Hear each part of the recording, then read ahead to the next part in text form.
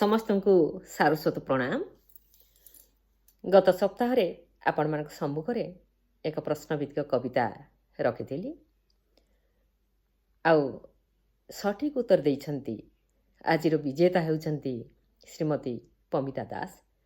ପ୍ରତିଥରର ସେ ଯେମିତି ଟପର ସଠିକ୍ ଉତ୍ତର ହିଁ ଦେଇଥାନ୍ତି, ତେଣୁ ତାଙ୍କୁ ଅଶେଷ ଅଶେଷ ଧନ୍ୟବାଦ ଜ୍ଞାପନ କରୁଛି। ଆଜି ସେହିପରି ଏକ କବିତା, ଶୀର୍ଷକ ସାଗର ସମ୍ଭୂତ। ମନ ଧ୍ୟାନ ଦେଇ ଶୁଣନ୍ତୁ ଏବଂ ଉତ୍ତର ଦିଅନ୍ତୁ। ମୋର ଅନୁରୋଧ, ବହୁ ସଂଖ୍ୟାରେ ଉତ୍ତର ଆସୁ। ଆପଣମାନେ ଦେଖୁଛନ୍ତି, ଶୁଣୁଛନ୍ତି, ତେବେ ଉତ୍ତର ଦେବା ପାଇଁ ପଛଘୁଞ୍ଚା କାହିଁକି? ତେବେ ଉତ୍ତର ରଖିବେ ନିଶ୍ଚୟ। ମୋର ଅନୁରୋଧ ରହିଲା।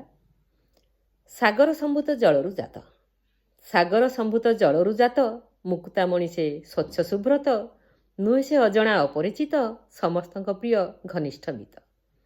ରୋଷେଇଶାଳର ମଉଡ଼ମଣି, ରୋଷେଇଶାଳର ମଉଡ଼ମଣି, କ୍ଷଣେ ନଥିଲେ ସେ ପଡ଼େ ଭାଳେଣି। ରୋଷେଇଶାଳର ମଉଡ଼ମଣି, କ୍ଷଣେ ନଥିଲେ ସେ ପଡ଼େ ଭାଳେଣି। ତା ବିନା ଜୀବନ ଲାଗେ ଅସାର, ପାଟିକୁ ରୁଚେନି ସତେ ଆହାର।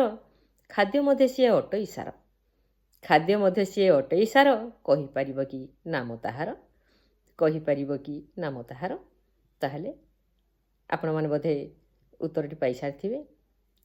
ଟାଇପ୍ କରି ଯାଆନ୍ତୁ, ବହୁ ସଂଖ୍ୟାରେ ଉତ୍ତର ଦିଅନ୍ତୁ। ଧନ୍ୟବାଦ।